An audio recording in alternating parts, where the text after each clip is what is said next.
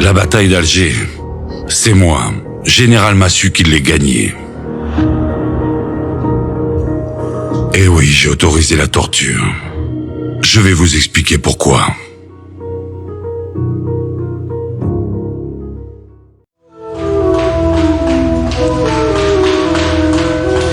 À l'automne 57, nous avons réduit à néant le FLN d'Alger.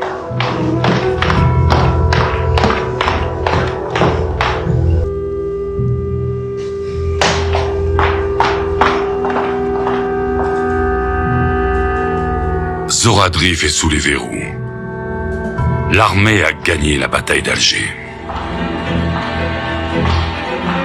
Et pour arriver à cette victoire, nous avons nos méthodes. Les interrogatoires de force, que certains appellent torture.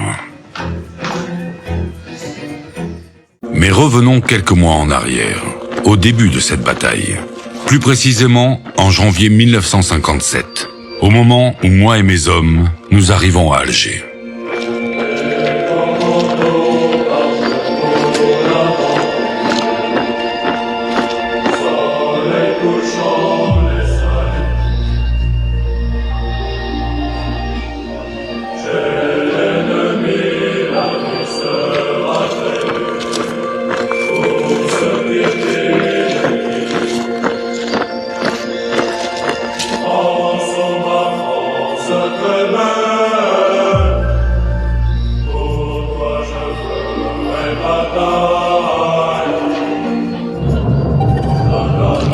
Je suis le général Jacques Massu. Je commande la 10e division parachutiste. Depuis l'appel du général de Gaulle en juin 40, je suis sur le front de tous les combats que mène la France. La libération de Paris, la guerre d'Indochine, la crise du canal de Suez.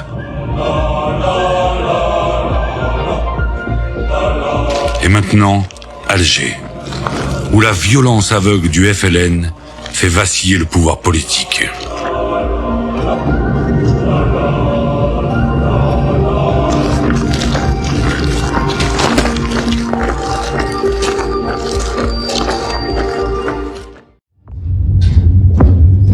Des pouvoirs spéciaux ont été votés, qui ne s'appliquent que dans les départements d'Algérie.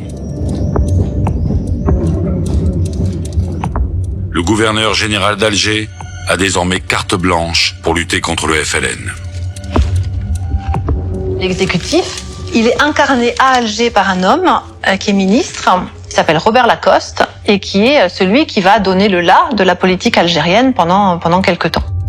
Grâce à ses pouvoirs spéciaux, Robert Lacoste peut prendre toutes les décisions qu'il juge nécessaires, sans en référer au Parlement. En France, normalement, le législatif a son mot à dire. Là, vraiment, c'est l'exécutif qui décide. La situation en Algérie est très dure. Les attentats ne cessent de se multiplier. Le pourrissement se développe. La température monte dans les villes. Voilà la situation. Voilà la vérité en face de laquelle nous nous trouvons. Que faut-il faire ? Nous allons, par des moyens légaux, défendre l'ordre, mais en même temps, nous allons faire du progrès et de la justice, et c'est ainsi que nous arriverons à réconcilier les deux éléments fondamentaux de la population. On peut penser que M. Robert Lacoste va créer un climat d'entente dans une Algérie unie. Ah, général, monsieur le ministre, asseyez-vous.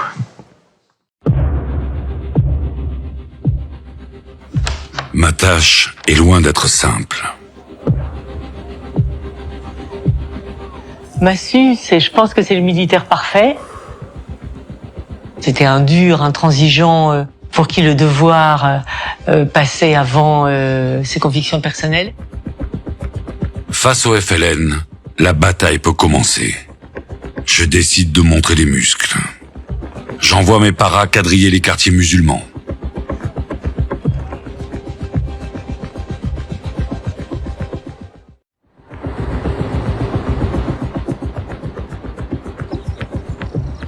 À New York, aux Nations Unies, l'Algérie française fait débat.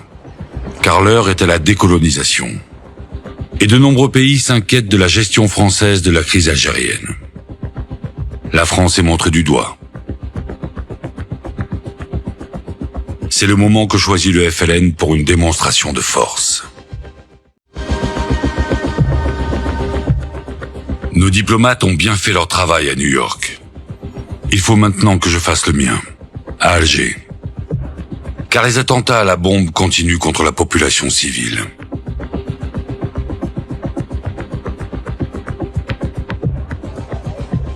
Toujours plus violent, toujours plus atroce. Il faut y mettre fin. Mes paras fouillent chaque maison de la Casbah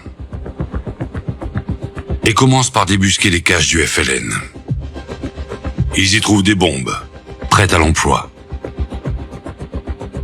par dizaines.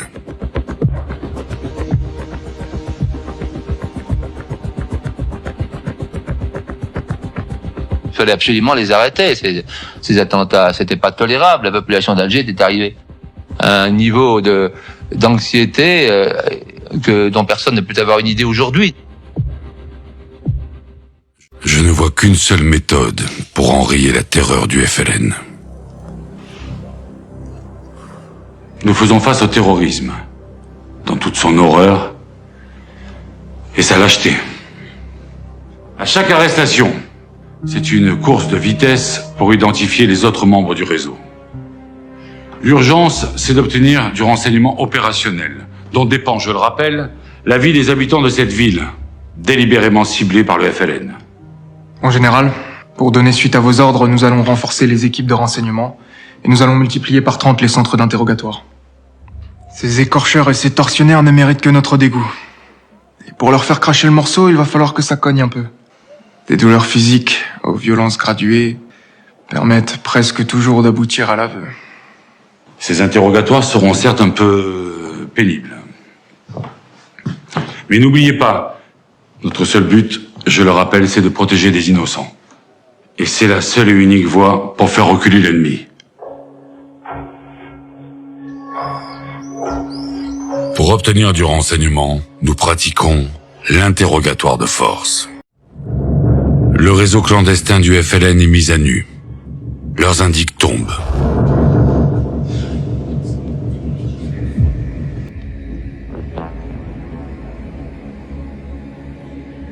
L'interrogatoire de force est systématisé. Et on le pratique en tout lieu. Pour moi, la torture, c'est celle que le FLN a infligée à ses compatriotes. Car moi, j'ai jamais coupé les nez aux fumeurs, je me suis jamais livré à des mutilations comme le FLN s'est autorisé à le faire sur ses propres compatriotes, voyez-vous.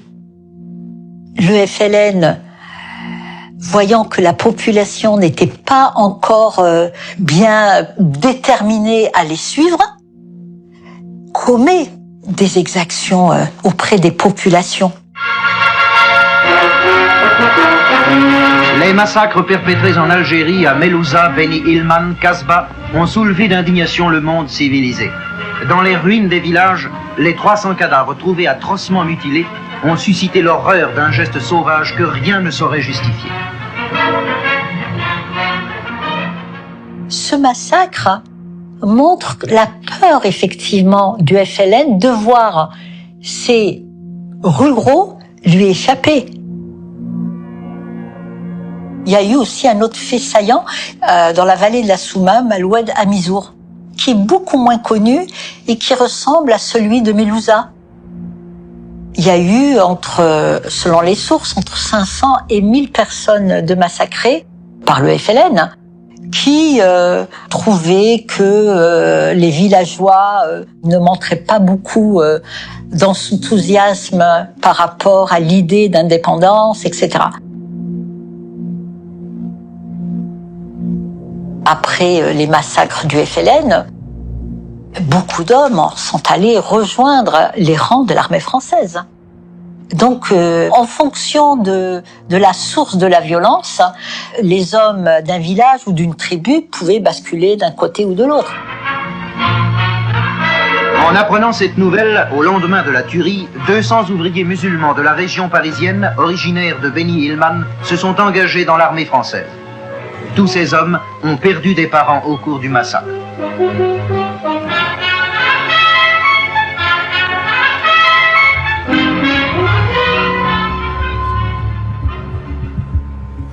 Le FLN qui massacre des musulmans. Dans la guerre de l'opinion, l'occasion est trop belle.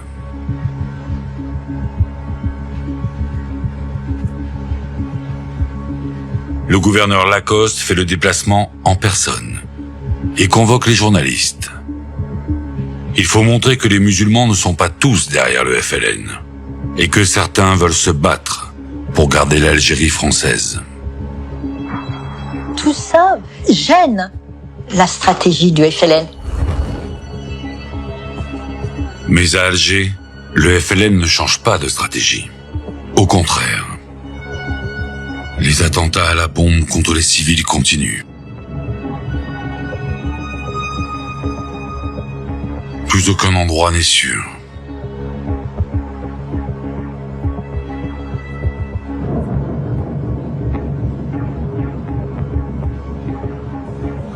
Alors, nous multiplions les arrestations. Et nous arrivons à démanteler, progressivement, tout le réseau clandestin du FLN à Alger.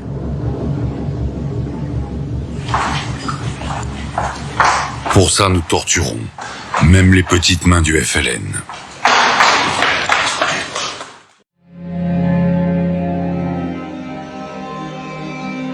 Vous aurez beau penser ce que vous voulez. Tout ça m'a permis de la gagner, cette bataille d'Alger.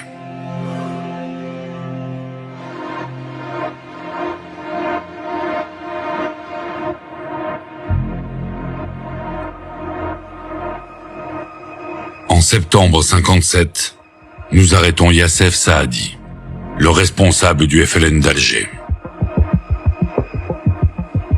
Et Zora Drif, la poseuse de bombes du Mlikbar.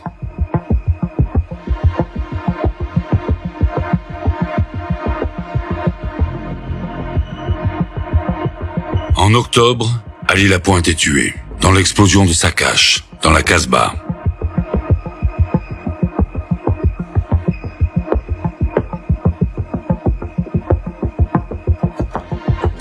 Le réseau FLN d'Alger n'existe plus.